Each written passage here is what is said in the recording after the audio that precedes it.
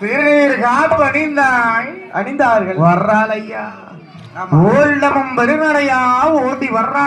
ஆமா, எங்கே வர்றா? ஆயிரங்கால் மண்டபம் எங்கே என்பதாகவே தேடி ஓடோடி வந்து மேல் முந்தி துயிலை எடுத்தான்.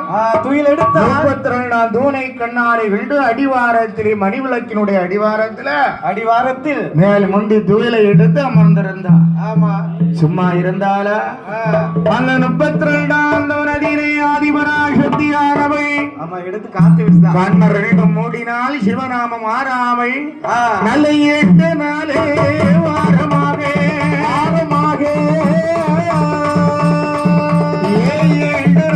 ஒரு வாரமாக